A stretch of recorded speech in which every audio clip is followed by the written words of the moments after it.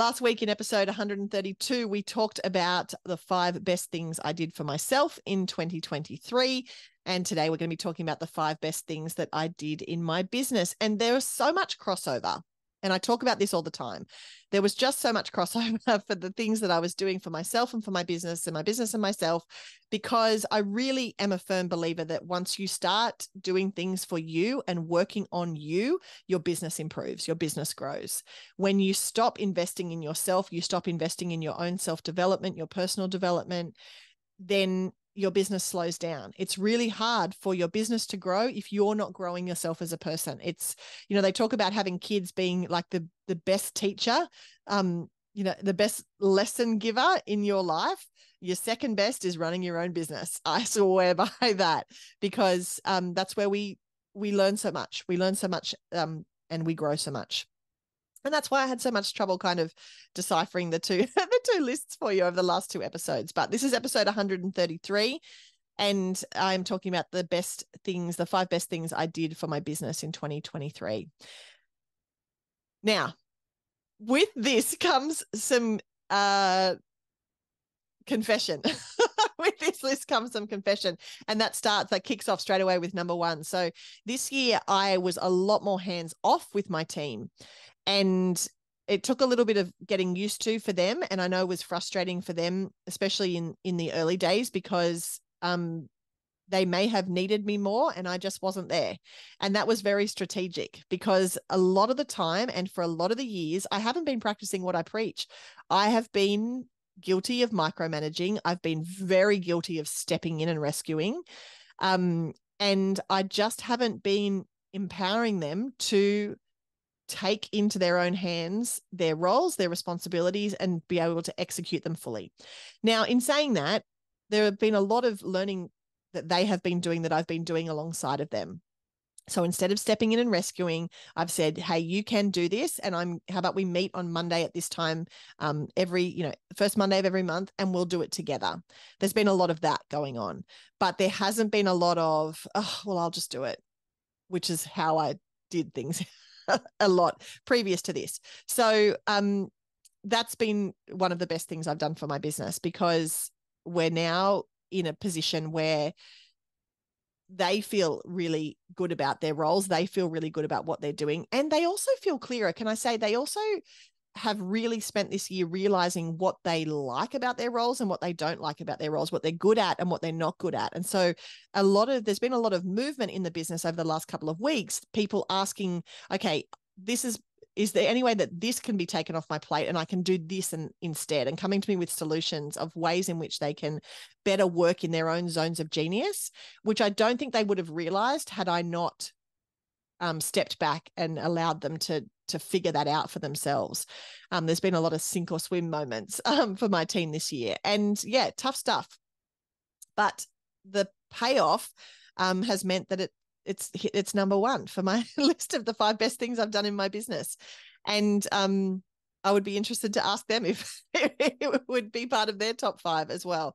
I know that the business has been more successful because of it. I know that they have really had more ownership and built deeper relationships with so many of our customers that they wouldn't have done before. And so that's all really good stuff. So stepping back, empowering my team, and cutting out my micromanaging is number 1 for my best 5 things I've done for my business. Number 2 is get really clear on my financial goals. So we had a big family purchase this year that was, we bought an investment apartment off the plan years and years ago.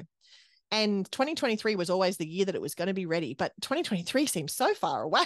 And a lot has happened between when we bought it and 2023, let me tell you. But it was 2023. This year it was crunch time. It was like, this is what we've been working for. This is what we've been aiming for. This is the goal that we had. And this is where we need to get to as a family. So for my businesses, it meant, okay, I need to get really clear and really strategic on the income that we're bringing in and what percentage of that is going to be able to be allocated to my wage, and that wage has to be consistent and has to be coming out.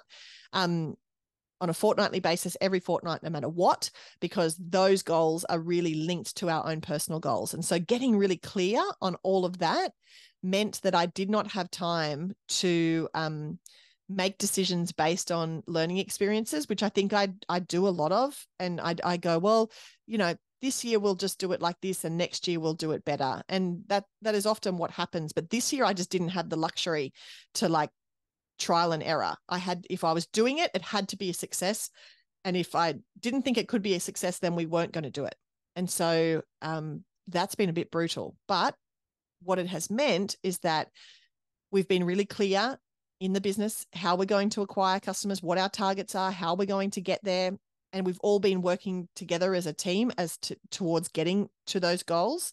And so that's given me consistency in how I contribute to my family, which has paid off in the fact that this apartment is finished and ready and is now we're able to let it out, and it's able to do what its purpose was, as well as give us somewhere to have a sneaky weekend away with the family if we want to as well. So that was a really big goal for 2023, and it feels really nice to be on the other side of it. Now what we're doing is like, okay, what's next? Where do we go to? Yes, we are spending time celebrating, and we're going to be doing a lot of celebrating at Christmas, because we're actually going to spend Christmas in the new apartment, which is very exciting. And then it'll go into like full-time holiday letting, but we at least get the opportunity to celebrate all of our hard work. And then what's next? And then we think of what the next goal will be, and we'll be setting those goals to move forward. The next best thing I did for my business was to work more heavily on myself. I remember doing an Instagram live, maybe New Year's Eve, maybe New Year's Day. It was somewhere around there where everyone was talking about resolutions. And I had this aha moment, like mind blown, about self-care and about how self-care is actually working on yourself. And if you're not working on yourself, then your business can't grow. And I'd kind of linked self-care to just like relaxation and feeling good and feeling better, but I hadn't actually linked it to caring for self. Isn't that crazy? Ugh. I think I did a podcast episode on it as well as an Instagram live. But what I did this year was reframe my self-care and really thought about it from the context of caring for myself and what would the impact for that be on my business. And so I lent really hard and really tried to get consistent with my therapy. I tried to get consistent with my exercise. I tried to get really consistent with the little practices that I do every day that help me turn up as my best self. I tried to really form I was going to say full on. That's not the right word. Deep is the right word. Deep relationship and connection with my kids, really investing in attachment with them, and spending the time being on the floor, playing the Lego, reading the book, asking the questions, following up, circling back, all of that. Because for me, that is self-care. That is caring for myself. And when I'm caring for myself, my business does better. And because of that, and I have absolutely no doubt because of that, my accountant called me when we were at the snow. Actually, if you want to go back and watch my highlights from that fun trip at the snow, they're on my Insta story highlights. But my accountant rang me when I was on the mountain and said, do you realize that you've hit your goals for the end of the year? And that was in August. And I was like, hang on, what now? And so he said, yeah, you've got to where you wanted to get to. And I have no doubt, absolutely no doubt, that is because of the work that I was doing on myself, the work that I'm doing with Ali Garrison. Ali's incredible. If you don't already follow Ali, make sure you do. And the work that I was doing and investing that time and energy on the work for myself. So if you are one of those people who is shy about investing in yourself, doesn't make time for self-care, doesn't necessarily think that that's productive or that's going to pay off for you, I am living, breathing, walking proof that it actually does. So that has been no doubt, it's probably number one. If I had to rank them, this is probably the top of the mountain, working on myself in order to improve my business. Number 4 is a bit more ego-based. It was getting to speak on stage at the MGM Grand in Las Vegas. Like, Cool. That was so much fun, especially because I loved Las Vegas in my 20s. And so I was really keen to go back there and revisit. I hadn't been for so many years. And I was surrounded by great friends and people I admired in my industry, and just the opportunity to stand on stage and do what I love and share my message was really, really super cool. So in terms of the best things that I've done for my business, I've said yes to more speaking opportunities, even though it meant more travel and more time away from home, which was really hard. It was still a great thing for me to do for my business, for my brand awareness, for my platform. And I couldn't have done that without the help of my speaking coaches, Emily and Heather, and the Speaker Society, who really have helped me to really understand the importance that speaking plays in terms of the ecosystem of my business. And that has been really, I've got such clarity about that over the last year that I didn't have this time last year. And so that's number 4 for me. And number 5 is aligning my business with my personal goals. Aligning my business goals with my personal goals, figuring out what my version of success is.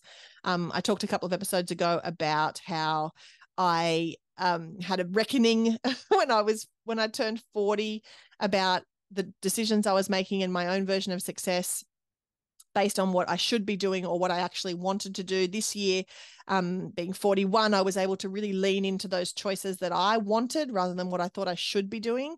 And it's just really paid off in terms of direction, in terms of abundance, in terms of moving me forward in the direction that I wanted to go. And in the early days, I would have thought that sacrificing time in my business and effort and energy in my business would have meant the downfall of my business, but it's actually been the opposite. Getting really clear on my personal goals and filling myself up, filling my cup up with the personal goals that I have in my life, time for myself, time with my kids, time with people I love, time with my friends and family, all of that has meant the business has thrived. And that may seem like it's not possible. It may seem like a juxtaposition, but in fact, I can tell you there's nothing more true. It's meant that when I'm in my business, I'm actually really in my business. I'm focused. I'm doing deep work. I'm paying attention. I'm getting stuff done. But it's also meant that when I'm resting, I'm really having time to rest. I'm really having time to play. I'm really having time to enjoy. And so it's been really beneficial for all of my businesses for me to have that personal connection between and that alignment between my personal goals and my business goals. I hope that makes sense. It makes sense to me in my head. If I'd said it to you this time last year, it wouldn't have made as much sense to me. So if you want to unpack that with me, or if you want me to unpack that in a future episode, please let me know. You can reach out to me on Instagram. I'm at Simply Stacey Morgan. But that's my lineup.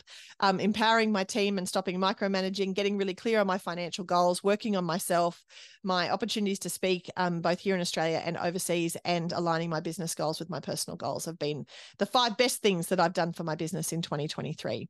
If you haven't thought yet about the best things that have happened to you personally and in your business life for 2023, I encourage you to sit down and do some reflecting. I encourage you to set some goals for 2024. If you want some help doing that, of course, reach out. I would love to have a one-on-one with you and just nut it out. If you don't want it to feel too formal, we can just go and have a coffee together. We'll take our notebooks and we'll do a little bit of work, but in a nice relaxing environment. You can have a latte and a latte and some goals. Maybe there's something in that. I'll need a better name for it, but maybe there's something in that, because often I think we put pressure on ourselves for it to be a really serious activity that we're going to do, but really it's super fun. And I want to make sure that there is fun in that for you. So reach out if you want to do it together. Thank you so much for listening to today's episode, and I will talk to you next week.